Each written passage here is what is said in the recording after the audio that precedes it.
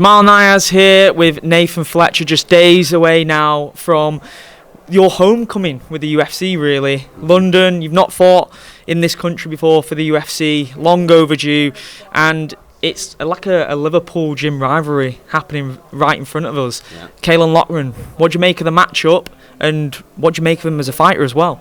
Yeah, I'm very excited. It's a great, for me, it's a perfect sort of second UFC fight, but for what feels like a first real one for me, because the other one was obviously associated with the Ultimate Fighter and stuff. It's just someone who I've come across before. We fought in the amateur ranks, and I've been watching him all throughout his Cage Warriors career. I kind of thought, to be honest, that our paths would cross on Cage Warriors for the title maybe, but that never happened, and now we're fighting in the biggest possible way on UFC London, so I'm very excited. It's a matchup that I've been preparing for quite some time, to be honest, so it's perfect for me.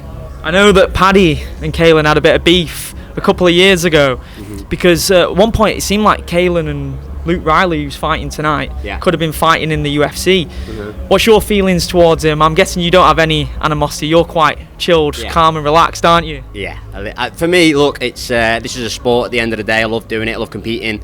I have no ill will towards him. I'm not like a guy for outside beefs or street beefs or anything like that. I don't think he is either. We're just two guys who want the same thing at the end of the day, and I want to be in the UFC and go towards the top. He wants the same thing, but unfortunately with the same weight class, so only one of us can do it, and that's where the competitive rivalry comes from. So I'm not about to let him take my dreams away from me. So if there's any sort of animosity, it all comes down to competitive animosity, if that makes sense. It's nothing personal. I could care less about the beefs and stuff like that. What did you make of Paddy? I know you said that you couldn't care less about the beefs, but what did you make of Paddy going off on him? Paddy never wastes his words, does he? He says exactly how he feels in the moment. That's the thing, Paddy's authentic with it. That's the type of guy he is. If you annoy him, he's going to tell you how he feels, and he's not afraid to tell that to anyone. And to be honest, he's the worst person to get into a shouting match with, because you're not going to win. No. You know what I mean? He'll tear you. So yeah, I think that these are more questions for Caolan, do you know what I mean, of how it's going to affect him, because like I said, I've not really been involved in it, so I don't know how that's playing on his mindset.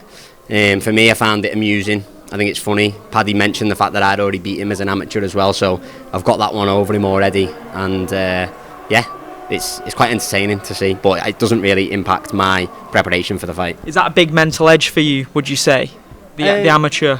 Yeah, I mean, obviously I'm confident because I've already got a win over him. I know that stylistically it's going to be a bit of a different fight to last time. That was obviously amateur rule set, and it was quite some time ago. He's moved gym since then. But yeah, I'm confident. We've gone against each other in competition, and last time we did that, I got my hand raised, and I'm a very competitive person, so I take all that in with me, and yeah, I believe I'm going to get it done. How has the last year been for you? Because the Ultimate Fighter experience was a very unconventional route for you to the UFC. You know, you had that leg injury, thought the dream was over for now, but you got that opportunity, you impressed a lot, signed a contract. How's it all been for you? A lot of stuff was up in the air at various points, wasn't it? Yeah, sorry. This sport's crazy, do you know what I mean? This is not the route that I ever thought I'd take to get into the UFC, although I always pictured myself being in this spot now, what I'm in. It didn't pan out the way I thought it would at all, but it just shows you've got to be ready for anything in this game. It's a mad sport, and I was in a position this time last year going on the Ultimate Fighter. I got that injury, and I thought I was set back maybe 18 months to 2 years, having to work my way back up on Cage Warriors and get another chance at the UFC, and then all of a sudden I got the phone call about 6 weeks prior to the finals if I wanted to fight, you know, for a second chance. I took it.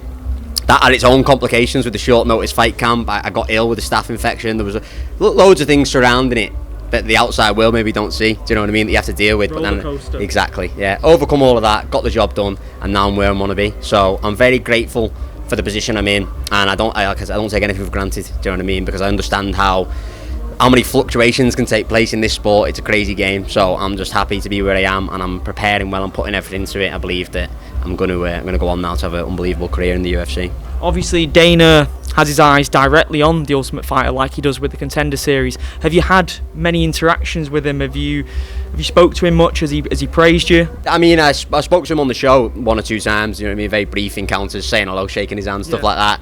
And then he did a bit where he spoke about my fight and my injury, obviously, and being tough and getting through it. So I believe he knows who I am. I'm on his radar, but we don't have like a personal relationship yet. It's always good to be on the radar, though, isn't it? Oh, of course. I believe we will have a personal relationship as well. I'm going to keep winning and doing my thing, and then look at his relationship with my teammates, Paddy and Molly. Do you know what I mean? They get well looked after 100%. because they're doing big things for his company, and he sees that if you're going to improve the profile of the UFC, they're going to look after you in return. So that's what I'm aiming to do. The turning point for Paddy and Molly was when Molly had that spinning back elbow, and Paddy won the same night. It was absolutely unbelievable. I remember Drake won a lot of money betting on them. I was there covering that card, and it felt like Liverpool, if it wasn't already at that point, had become the epicenter for MMA in the UK and maybe in Europe, let's be honest. What has that experience been like, seeing that firsthand, and now you're hoping and looking to be a megastar from that gym as well?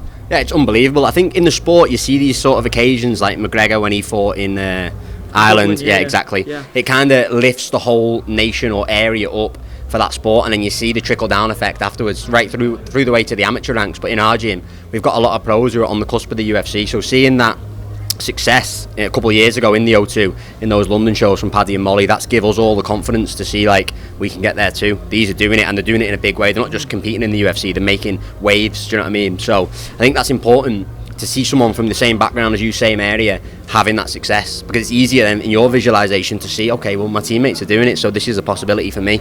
So yeah, that was unbelievable. I'm very lucky that I train with such killers, that I'm around, a great environment in Next Gen. Best decision I ever made, walking into that gym when I was 18 years old. You got Luke, who's fighting tonight. You got Shem, who's over there. Shem's 100%. He's going to be a megastar in the UFC as well. Yeah.